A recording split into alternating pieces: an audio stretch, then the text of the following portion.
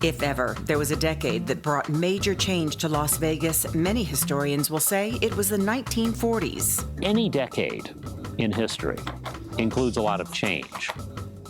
This is a decade of incredible change for Las Vegas.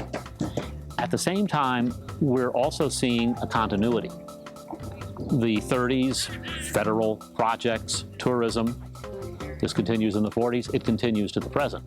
The 40s is kind of the launch of it, the real launch, where it just takes off. We sat down with Michael Green in between his history classes at the University of Nevada, Las Vegas, to talk about the latest installment of the Las Vegas history documentaries, The City of Las Vegas, 1940's. The United States entered World War II in December of '41, and while we were still a small community in the middle of the desert, we were about to grow thanks to a couple of features that would bring us prominence in this time of turmoil. What we had happening then was this large influx of people. The gunnery school people who were there assigned permanently, but also coming in just for training. Basic magnesium, people who were coming into work long term.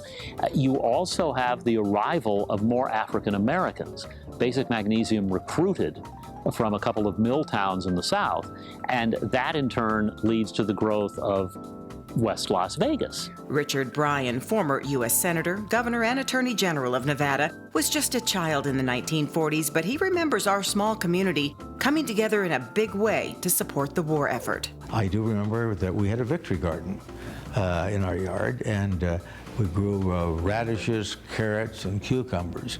My cucumbers were county fair quality. The rest didn't fare too well. We talk about recycling. That was not the term in vogue then, but we were obviously saving things for the war effort, tin cans and things like that, and taking them down to be, in effect, recycled. And as much as the start of the war brought change, so too did its end in 1945. Locals got back to being locals, spending leisure time at hotel swimming pools and visiting movie theaters, like the new theater that had just opened, the Huntridge. And Heldorado Days grew into the event of the year. Heldorado was big. I mean, with the exception of Christmas, nothing matched Heldorado. And, you know, people dressed in Western costume. The Old Timers Day Parade brought floats in from around to the west, particularly stagecoaches and the 20 Mule team. This was also a time when tourism grew. With the war ending, there's this release, oh, we're now able to have fun again, and we don't have the rationing. But then you've also got this post-war economic boom, and more people can afford to make the trip. Airplanes are getting better. We're not up to the jet airplane yet, but more flights are coming in and out of town. So you get the airfield being turned into McCarran Airport in the 1940s, and a lot more planes coming in and out. Where there is entertainment, booze, and gambling, it was only a matter of time before another element would make itself a home here in Las Vegas. Enter organized crime. The individuals who were involved in gambling saw an opportunity to drive across the desert and do it legitimately in Las Vegas. So you see the arrival in 1939, 40, 41 of a number of individuals who were very well known in Southern California, not necessarily mobsters, but certainly, you know, racketeers, right? These are not, they didn't have vast networks of individuals who worked for them, but they were involved in all the illegal rackets in LA. These men opened places like the 91 Club and the El Cortez. Interestingly, Marion Hicks ended up selling the El Cortez in 1945 to a syndicate of mobsters. Really, the first presence of the traditional mob in Las Vegas was this syndicate that purchased the El Cortez. And you're talking there about Meyer Lansky, Bugsy Siegel, Gus Greenbaum, Mo Sedway.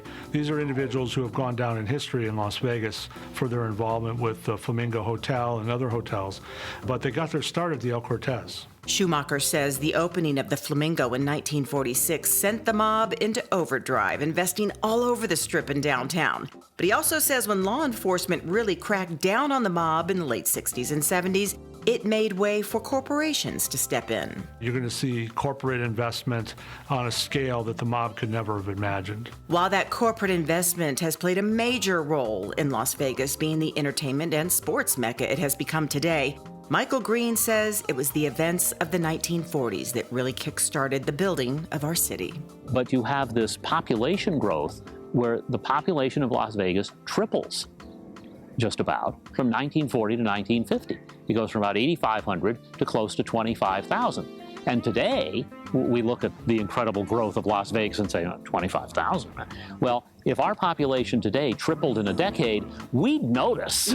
They noticed.